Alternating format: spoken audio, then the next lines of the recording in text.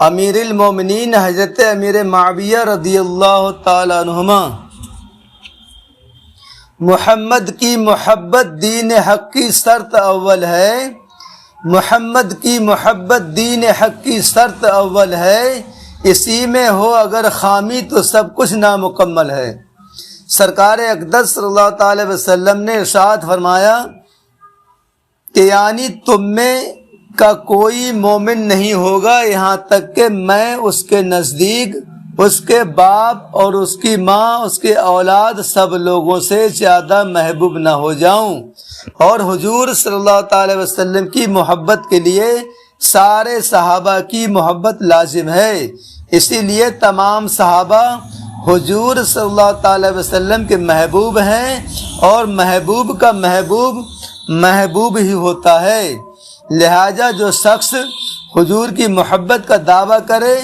اور ان کے صحابہ سے محبت نہ کرے وہ جھوٹا ہے۔ نبی اکرم صلی اللہ تعالی وسلم نے ارشاد فرمایا کہ یعنی میرے اصحاب کے بارے میں اللہ تعالیٰ سے ڈرو، اللہ تعالیٰ سے ڈرو، میرے بعد انہیں نشانہ اعتراض نہ بنانا۔ جس نے ان سے محبت رکھی اس نے میری محبت کے سبب ان سے محبت رکھی، اور جس نے ان سے بغض رکھا اس نے میرے ساتھ بغض کے سبب ان سے بغض رکھا، اور جس نے انہیں عزت دی اس نے مجھے عزت دی، اور جس نے مجھے عزت دی اس نے اللہ رب العزت کو عزت دی، اور جس نے اللہ تعالیٰ کو عزت دی تو قریب ہے کہ اللہ تعالیٰ اسے اپنی گرفت میں لے لے گا۔ دیکھیے حضور صلی اللہ تعالی وسلم نے بعض لفظوں میں فرما دیا کہ میری محبت کے سبب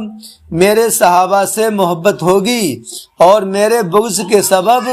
میرے صحابہ سے بغض ہوگا۔ یعنی جو شخص حضور سے محبت رکھتا ہے اور ان کے صحابہ سے ضرور محبت کرے گا، جو شخص صحابہ سے بغض و عداوت رکھتا ہے وہ حضور سے بغض و عداوت کے سبب ان سے بغض و عداوت رکھتا ہے۔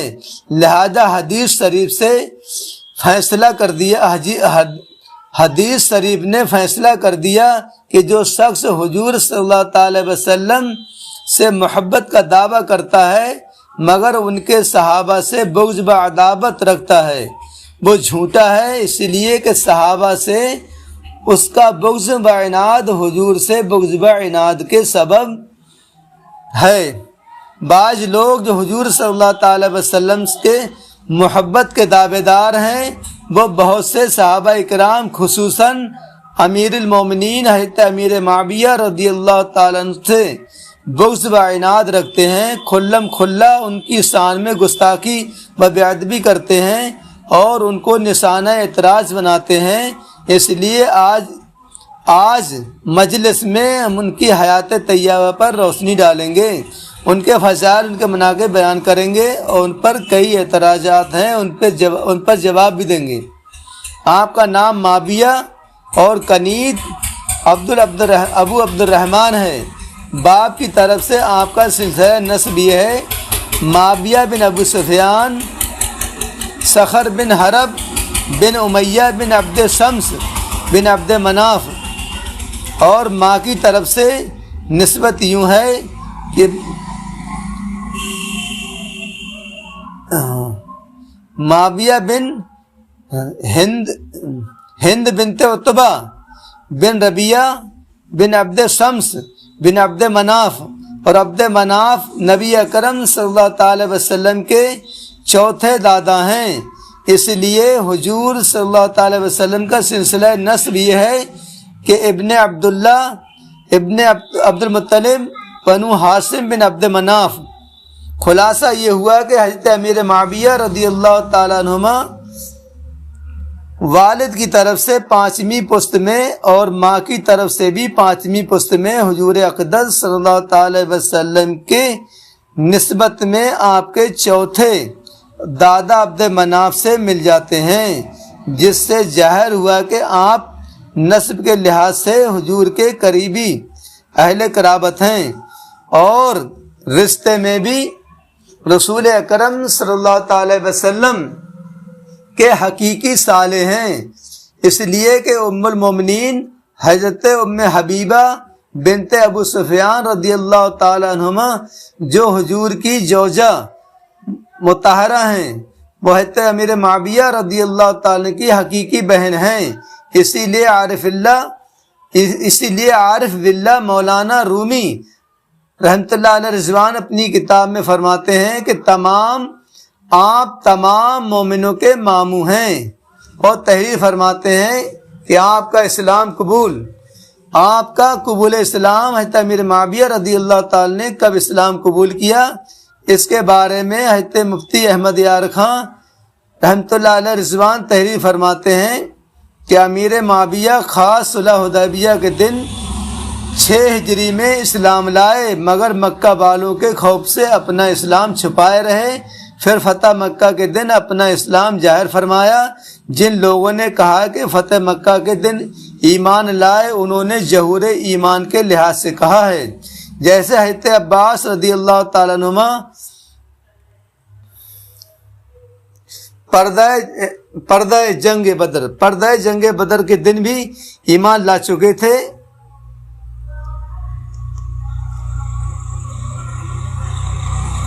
مگر احتیاطاً اپنا ایمان چھپائے رہے،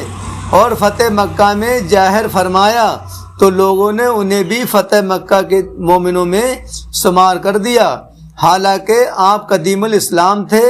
بلکہ بدر میں بھی کفار مکہ کے ساتھ مجبوراً تشریف لائے تھے۔ اسی لیے نبی کریم صلی اللہ تعالی وسلم نے ارشاد فرما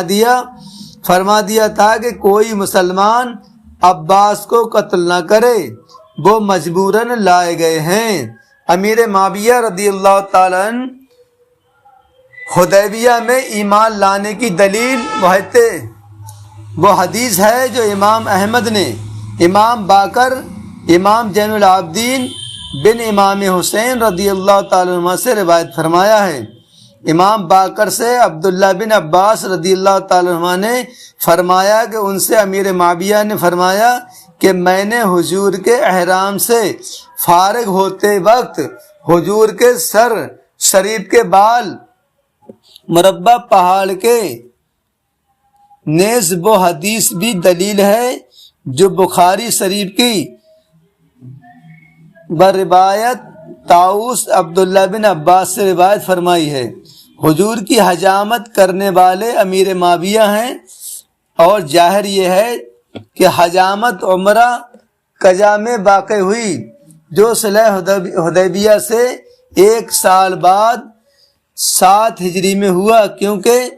حجۃ الوداع میں نبی کریم صلی اللہ تعالی وسلم نے قران کیا تھا، اور قران مربع پر حجامت نہیں کراتے بلکہ منا میں 10ویں ذی الحجہ کو کراتے ہیں۔ نیز حضور صلی اللہ تعالی وسلم نے حج الوداع میں بال نہ کٹوائے تھے بلکہ سر منڈایا تھا۔ ابو طلحہ نے حجامت کی تھی، اور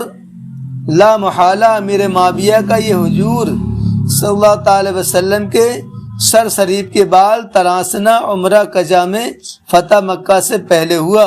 تو معلوم ہوا کہ امیر معاویہ فتح مکہ سے پہلے ایمان لا چکے تھے۔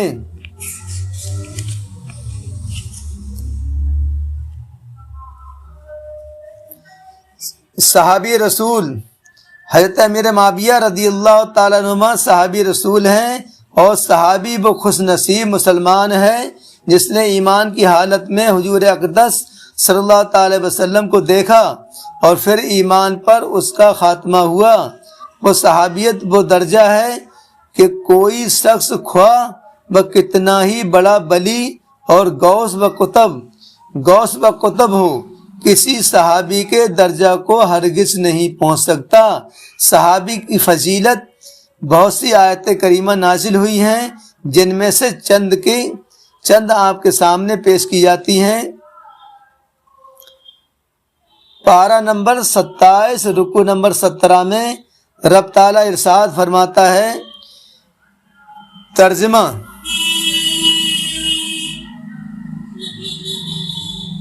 سارے صحابہ سے بھلائی یعنی جنت کا وعدہ فرمایا ہے۔ اور رکو پارہ نمبر 11 رکو نمبر 1 میں رب تعالیٰ نے ارشاد فرمایا کہ اللہ تعالیٰ صحابہ اکرام سے راضی ہے اور وہ اللہ تعالیٰ سے راضی ہیں۔ خدا تعالیٰ نے ان کے لیے ایسے باغات تیار کرے ہیں، باغات تیار کر رکھے ہیں جن کے نیچے دریا جاری ہے، وہ لوگ ان میں ہمیشہ رہیں گے، وہ بہت بڑی کامیابی ہے۔ صحابہ اکرام اور احادیث کریمہ، صحابہ اکرام کی فضیلت میں بہت سی حدیثیں وارد ہیں، ان میں سے چند آپ لوگوں کے سامنے آپ لوگ ملاحظہ فرمائیے۔ حضور اقدس صلی اللہ تعالی وسلم نے ارشاد فرماتے ہیں کہ میرے صحابہ کی عزت کرو اس لیے کہ وہ تم سب سے بہتر ہیں بے شک۔ اور نبی اکرم صلی اللہ تعالی وسلم فرماتے ہیں کہ میرے اصحاب ستاروں کی طرح ہیں، ان میں سے تم جس کی اقتدار کرو گے ہدایت پا جاؤ گے۔ اور سرکار اقدس صلی اللہ تعالی وسلم ارشاد فرماتے ہیں کہ اے مسلمانوں تم میرے صحابہ کو گالی نہ دو اور نہ برا بھلا کہو، اس لیے کہ تم میں سے اگر کوئی احد کے پہاڑ کے برابر سونا خرچ کرے تو وہ ان کے کلو اور آدھا کلو گیہوں جو خرچ کرنے کے برابر نہیں ہو سکتا۔ اور رسول اکرم صلی اللہ تعالی وسلم نے ارشاد فرمایا کہ صحابہ کو گالی نہ دو اور نہ ان کو برا بھلا کہو، جو شخص ان کو گالی دے اور برا بھلا کہے تو اس پر اللہ کی لعنت ہو۔ اور حضور اقدس صلی اللہ تعالی وسلم فرماتے ہیں کہ اللہ تعالیٰ نے مجھے منتخب فرمایا کہ میرے لیے اصحاب منتخب فرمائے اور میرے لیے ان میں سے بصرائے انصار اور خسر بنائے۔ اور تبرانی یعنی جو شخص انہیں گالی دے اور برا بھلا کہے اس پر اللہ تعالیٰ اور تمام فرشتوں اور سارے انسانوں کی لعنت ہے، اللہ تعالیٰ اس کا نہ فرض قبول فرمائے گا اور نہ نفل۔ اور رسول کائنات صلی اللہ تعالی وسلم نے ارشاد فرمایا کہ تم جب ان لوگوں کو دیکھو جو میرے صحابہ کو گالیاں دیتے ہوں تو ان کو برا بھلا کہتے ہوں تو کہو کہ تمہارے سر پر خدا کی لعنت۔ اور پیارے مصطفیٰ صلی اللہ تعالی وسلم فرماتے ہیں کہ جب میرے صحابہ کا ذکر کیا جائے تو رک جاؤ، یعنی ان پر نکتہ چینی نہ کرو۔ اور حضرت عبداللہ بن عمر رضی اللہ تعالیٰ عنہ فرماتے ہیں کہ رسول اکرم صلی اللہ تعالی علیہ وسلم کے صحابہ کو گالی نہ دو، اس لیے کہ ان کا ایک گھڑی رات میں عبادت کرنا تمہاری تمام زندگی کی عبادت سے بہتر ہے۔ اور حضور اقدس صلی اللہ تعالی وسلم کی محبت کے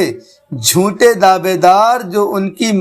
ان کے محبوب صحابہ کو برا بھلا کہتے ہیں، وہ ان احادیث کریمہ سے سبق حاصل کریں، اپنی زبانوں کو روکیں، کسی صحابی کو برا بھلا کہہ کر رسول اکرم صلی اللہ تعالی وسلم کو ایذا نہ پہنچائیں اور نہ لعنت کے مستحق بنیں۔